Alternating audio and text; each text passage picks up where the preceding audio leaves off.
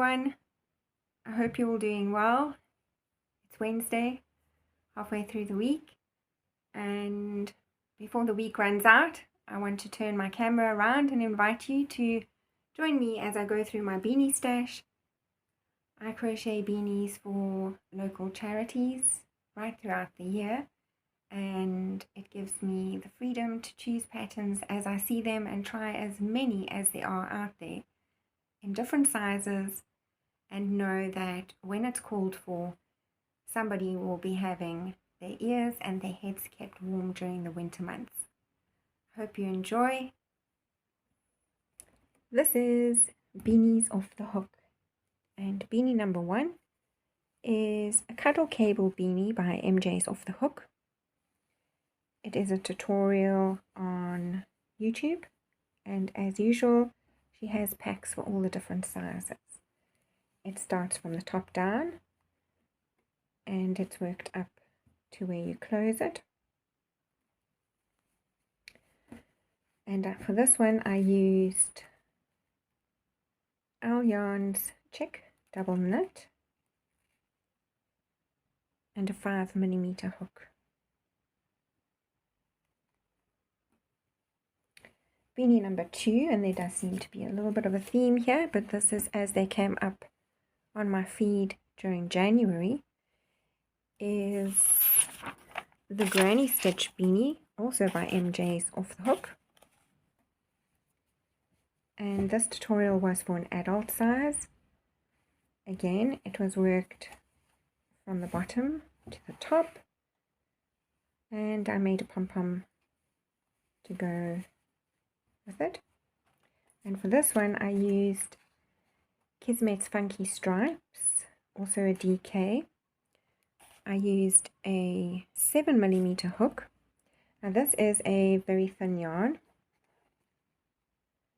It says DK, it's very thin yarn. And for this one, I did use the method where you make yourself. This is a little look at the beanie. I did use the method where you make yourself an S, create a slip knot,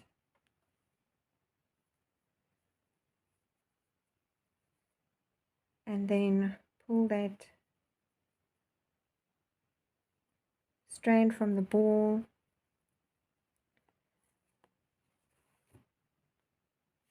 through that loop so that you can have a thicker yarn to work with. But it is lovely and soft, and doing it that way worked out just great. Then another one, the Snowy Season beanie, also by MJ's Off the Hook. This one I used a 4.5mm hook for the brim and a 5.5mm hook for the body, and use my Owl Yarns pom-pom maker, which I hadn't used in a long time. I normally just use my hands, but I have all these tools lying around. Every now and then I do use them, give them another go. Another beautiful beanie, and for this one I used this yarn, Bianca. All these yarns are acrylic, lovely yarn, and the beanie worked out really great with it. The Crochet Heart Hat.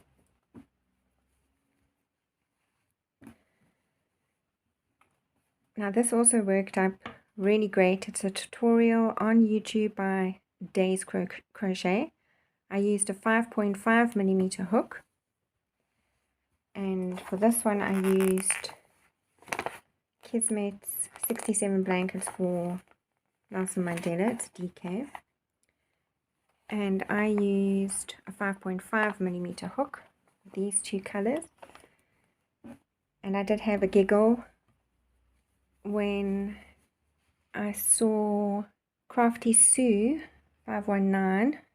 I love her podcasts. She makes a lot of plushies that she's tested. Her makes are just fun, and her chats are lovely to tune into. And in her latest podcast, she said that just to make something different, she had also made this crochet heart hat by Days Crochet.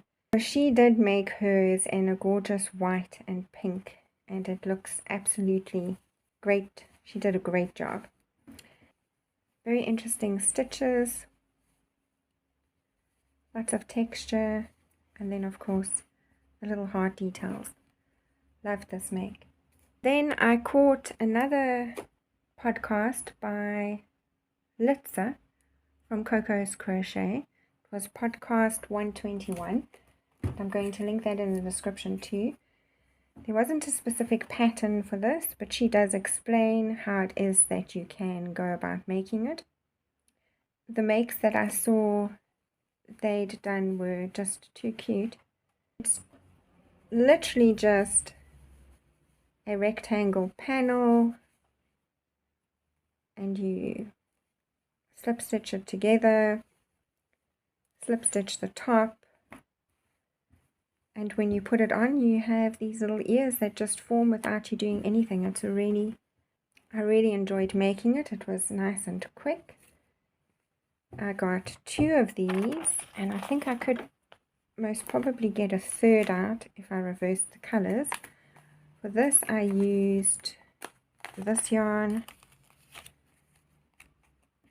and this yarn. They are both acrylics. This one is 80% acrylic, 20% polyamide, 100% acrylic, the white one.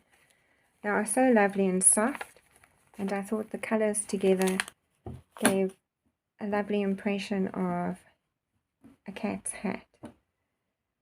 So those were my beanies that I have made so far, and I'll keep them stashed away for when we do our beanie drives in our community. Before I end off, I wanted to share, and I'll link this one as well. Pamela from Ginger Cat Crochet shared a tutorial on how she makes her circles.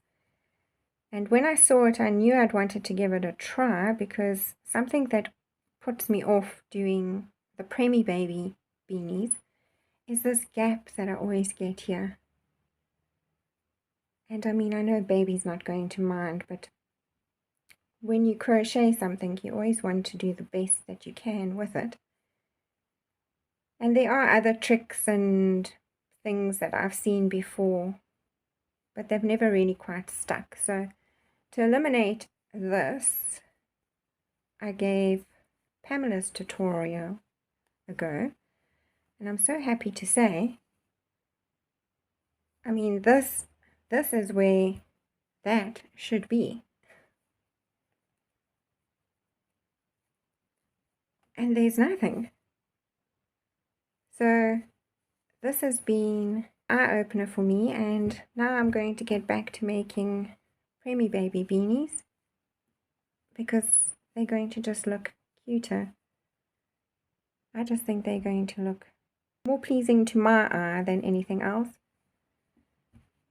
But I won't be afraid of tackling those beanies, because I now have a way to eliminate these bigger gaps. So I really enjoyed that. Thank you for sharing that with us, Pamela.